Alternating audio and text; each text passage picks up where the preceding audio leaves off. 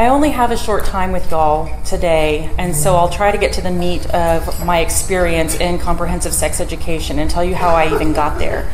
I'm originally from Brownsville, Texas, a very mostly Hispanic population that lives in Brownsville, and I came to the University of Texas in 1991, where I graduated with a bachelor's in psychology.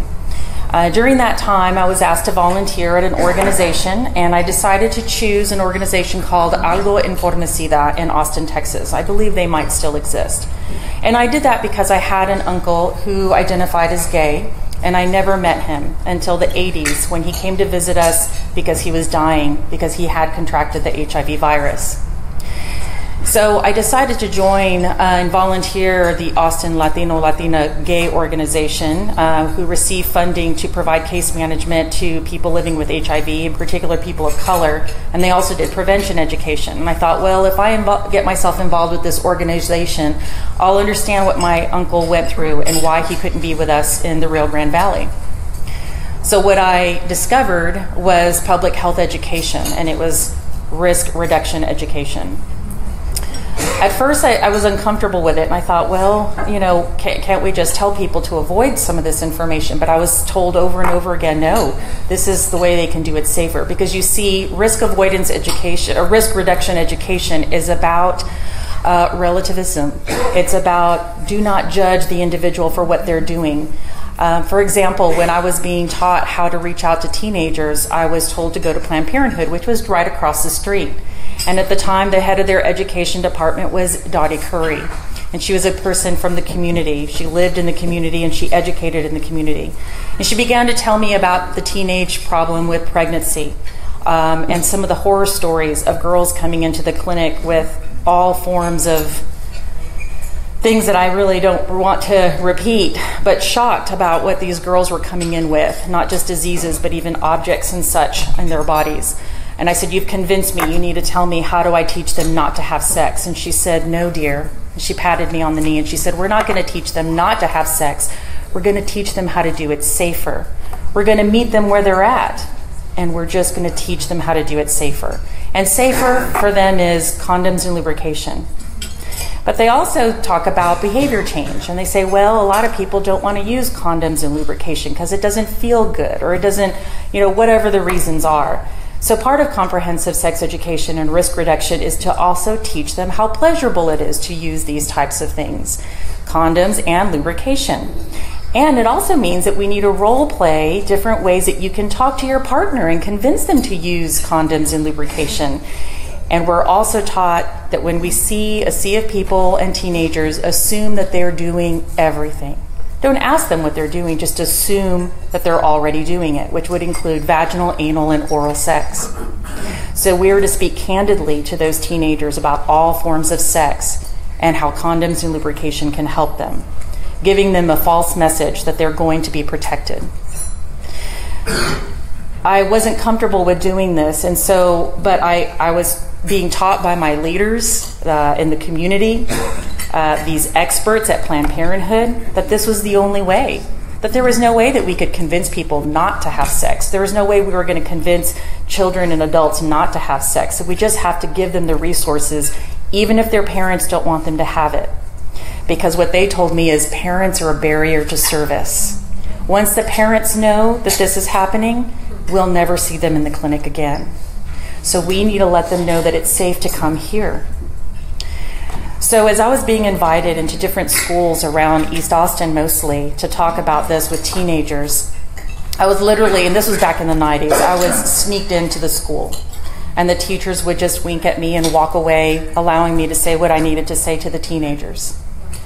So as I was speaking one day at an alternative school in East Austin, an alternative school means it's a school where, and let me also clarify if you don't know, in our area, the 613 or 623, I don't remember anymore, it was so long ago, East Austin was also primarily a people of color area. And so that's what we were always calling our outreach, was to people of color of childbearing age, men who have sex with men as well as the women. So I was brought into this alternative school where the children were high-risk youth, and they had been kicked out of many other schools. And so this was their last alternative, was to be at this school. And I was going to teach 12 and 13-year-old boys and girls about sex. And we had on the board written anal sex, vaginal sex, and oral sex. And the conversation began about what bodily fluids have HIV or STDs in them, other STDs. Then I got a question from a young girl, a 13-year-old girl, and she asked me, how do I provide oral sex? I'm going to clean up the language a little bit. How do I provide oral sex without gagging? And it took me back. I couldn't believe what this little girl was telling me or asking of me. I wasn't comfortable with it. And I said, can you repeat what you just asked? And she asked it again. She said, I do this, but I get this reaction, and I just want you to teach me how to do it better. And I said, well, I think what I hear you saying is that this isn't something that you enjoy doing. She said, no, I don't. So if you teach me to do it better, then maybe I might enjoy it. And I said, well, have you ever considered not doing it at all? If it's not something you enjoy, have you considered just not doing it? And all the kids just turned around in their seats. Now, these are high-risk kids. So if you can imagine, they're teenagers, so they're already rowdy anyway. And they turn around and they look at me, and they're not mad. And Planned Parenthood always taught me that if I were to say something like that, obviously I'm judging them, so they're going to be upset, they're going to be closed off. But these kids didn't look closed off. They just looked at me, and all of a sudden they looked innocent. And I said, guys, do you realize you don't have to do any of this on the board? You don't have to have vaginal sex, anal sex, or oral sex. Have you ever considered that? And you know what the response was? No one's ever told us that. This education really does tell children to have sex. This is coming from the mouth of the youths. They're trusting us. They're trusting their teachers. They're trusting the clinics. They're trusting the adults to teach them. And if you tell them that this is the way of the world and this is the expectation, then that's what they're going to do. So then we didn't talk about prevention anymore. They started talking about, well, how do we stop having sex? One girl said, but I already started. How can I can't just stop now? I said, yeah, you can. And they were so calm, and they started talking about how they could support each other in deciding not to have sex. These are kids in an alternative school. They've been kicked out. I'm talking about kids that are just really a little out of control. All of a sudden, I had their attention. They really wanted to not have sex. I didn't have to tell them not to. I just suggested it. And they welcomed it. And they talked to each other about, hey, we don't really expect, the guys were like, we don't really expect that. We could just go watch a movie, or we could just go hang out. We could take a walk around the park. I mean, it was amazing what I was hearing. I wasn't suggesting that. They were suggesting it. I spent 2 years volunteering for Planned Parenthood's Nobody's Fool in Waco, Texas. Nobody's Fool is a very large conference that was organized by Planned Parenthood. And they had it in a huge conference, a convention center in Waco. And we had kids coming into middle school all the way to high school. And it was all going to teach them about risk reduction, using condoms, using lubrication, and how to negotiate the safer sex. They were all sectioned off per age, and we were teaching the girls that were between 12 and 13 years of age.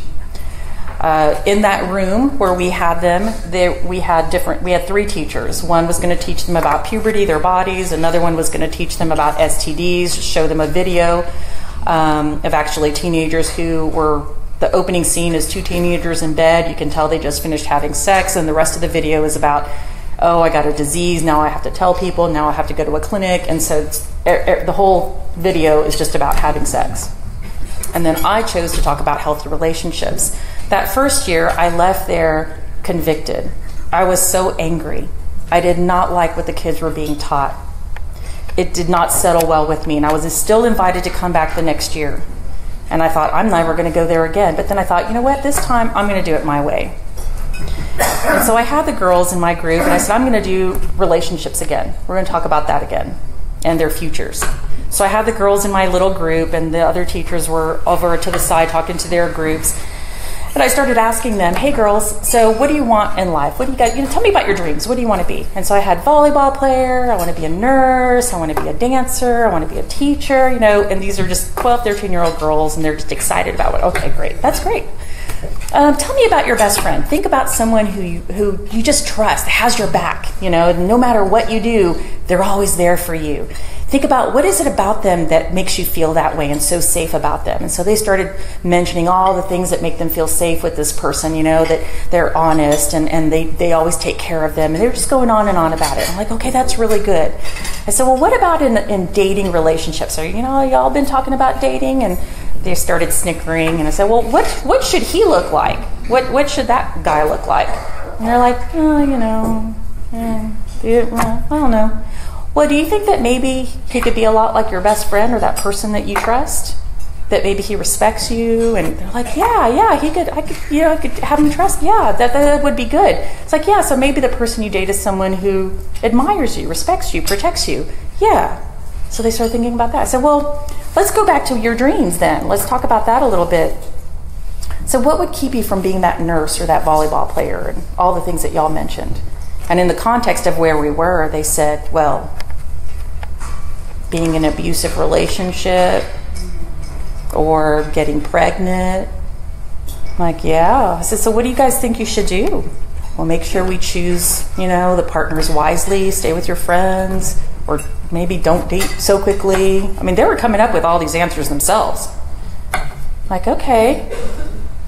And then one of them said, don't have sex? I said, maybe, but yeah, what about that? Well, one girl stood up and put her hands on her hip. She said, wait a minute. Do you want us to have sex or not? Of course, I knew the rest of the teachers were in the room with me, and I leaned in. I said, if it's up to me, if it were just up to me, I would say no. I want you to wait, and I want you to be that volleyball player, and I want you to be a nurse, and I want you to be a teacher, and I want you to have a healthy marriage. That's what I want for you.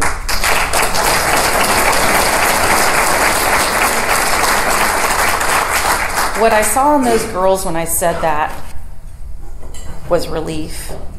They relaxed. Their parents took them to this conference. They were driven there. They were dropped off there. And the girls, and these were girls that were just about to go into middle school, so I'm going to assume that they may not have gotten any education in the school yet. They already knew that they were coming into a conference that was going to teach them how to have sex. And when I started doing a presentation and getting them to answer these questions on their own, and they were getting the idea that maybe they shouldn't have sex, they knew that, hey, that doesn't jive with why we're here. They're smart. There's an organization, a liberal organization, that loves Planned Parenthood, the National Campaign to Prevent Teen Pregnancy. And they do a lot of research. They do a lot of polls among the teenagers. If you go to their website, you'll get an idea of what they teach. But one of the polls that they had was that teenagers reported that the person who would influence them most in their decision about having sex were parents. They said it themselves. It wasn't the teacher, it wasn't the clinic, it wasn't the nurse, it wasn't the expert, it was parents. One of my goals is to not only expose the truth of all of this and what the lies are, but to also teach parents that they need to talk to their children about these topics, and not about the graphic things, but just your expectations. When I got out of this field, I started wondering, why did I fall for this? Why did I spent 10 years working in HIV prevention, HIV case management, and then as a family planning training manager for all of Texas and New Mexico. And I thought, how did I not know that this wasn't right? Why did I allow them to mold me this way? My parents are married. They didn't get divorced. I came from a good family. Like, why did I do that? And I realized there was something that maybe, and I'm not blaming my parents, but they didn't talk to me about sex. They kind of, a roundabout way, said, "Oh, did you hear about, Consuela? She's got a baby now," and they were hoping that I would kind of listen to that and get the idea that, to avoid that, or she should have taken care of herself. What does that mean? But they never talked to me about it. I never had my dad look at me and say, this is what I want for you because I admire you. I think you're beautiful. I want these things for you. I think that would have made a big difference for me. I had an older cousin that I really admired, and he once said, you know what, I think I'm going to live with someone instead of getting married, just to try it out first. That stayed in my mind. Those messages stayed in my mind. It's important that parents speak to their children. And one of the things I did with my son is I was always, even at a young age, anything that was important to him was important to me.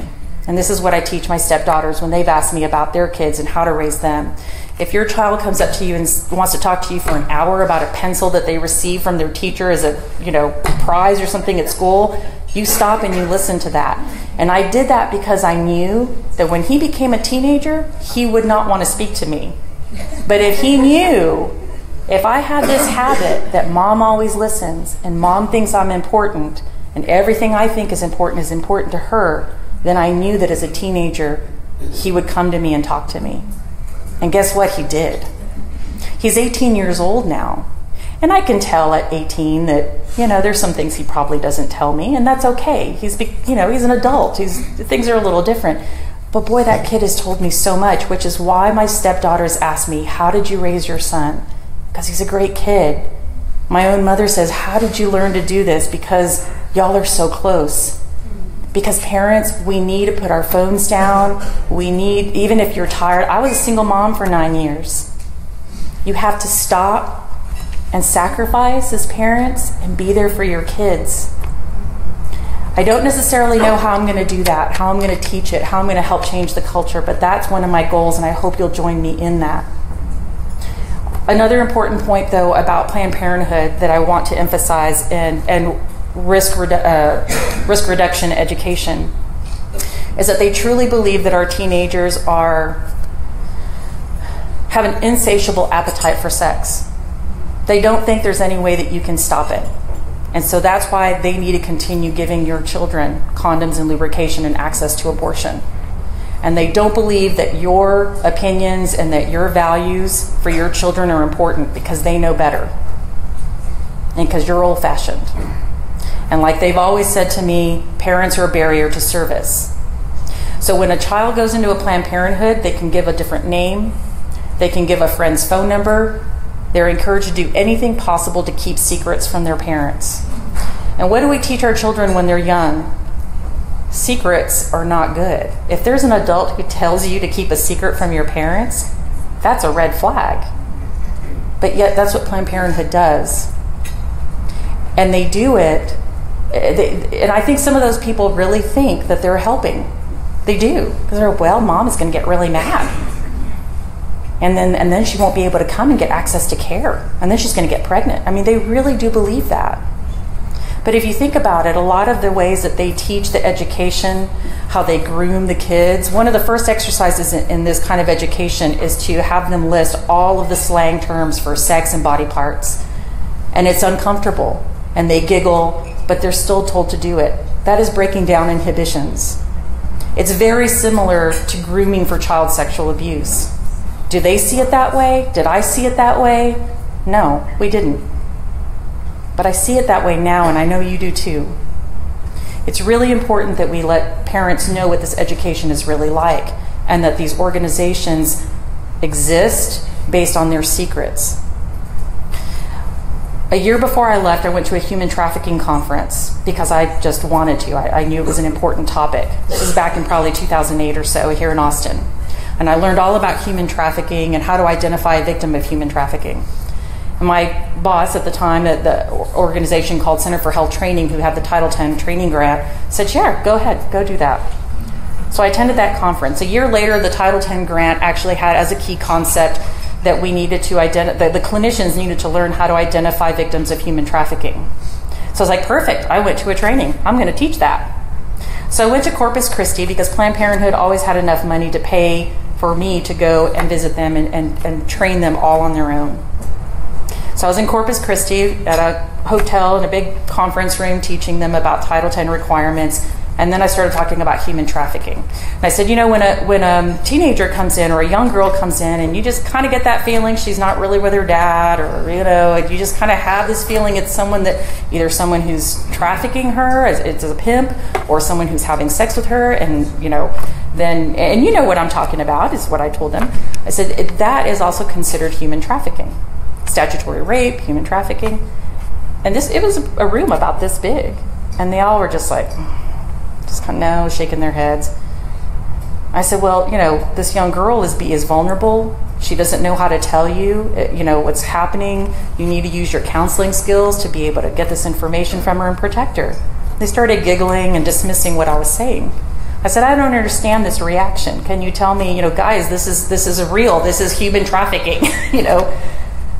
And a nurse raised her hand and she said, honey, if she's not sleeping with this guy this month, she'll be with another one next month. And they all said, yeah. They don't see our children as human anymore.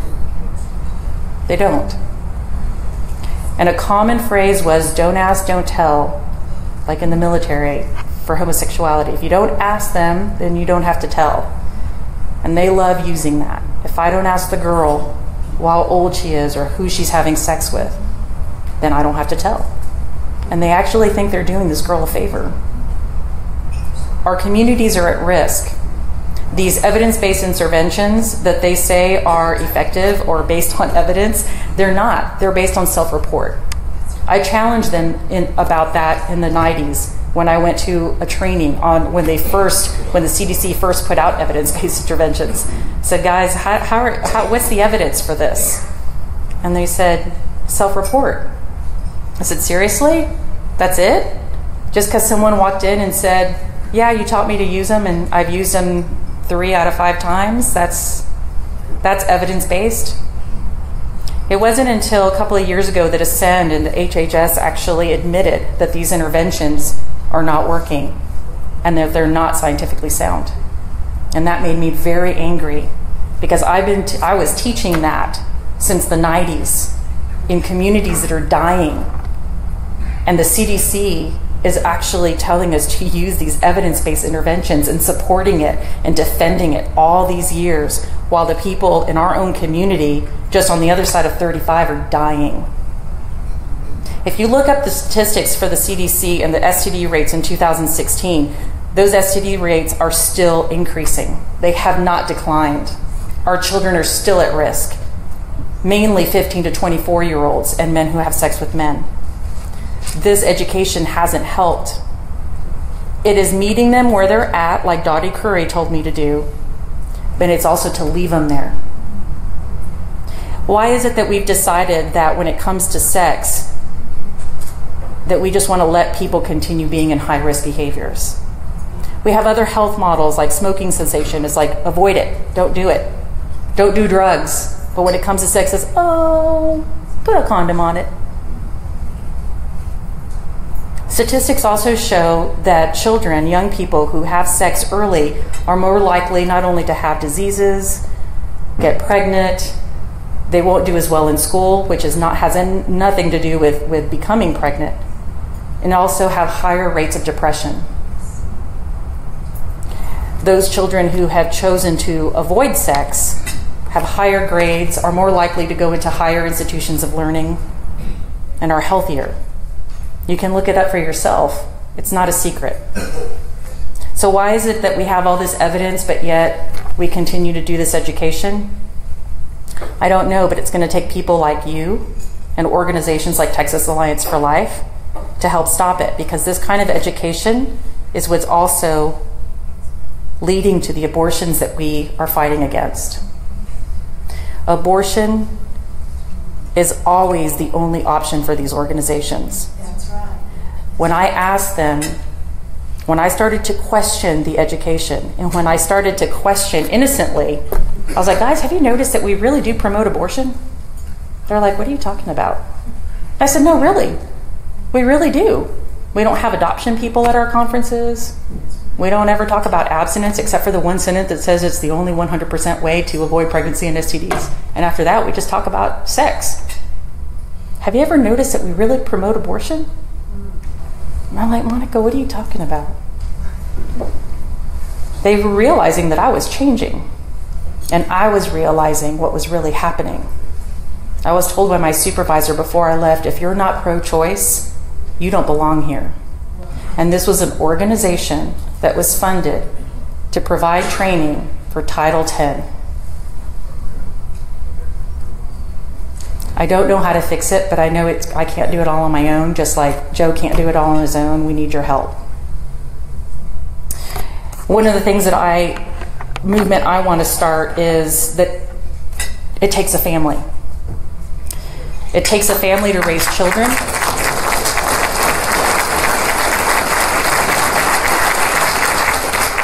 It takes a family to build healthy communities. And it takes a family to form a great nation. And that's what we need to focus on.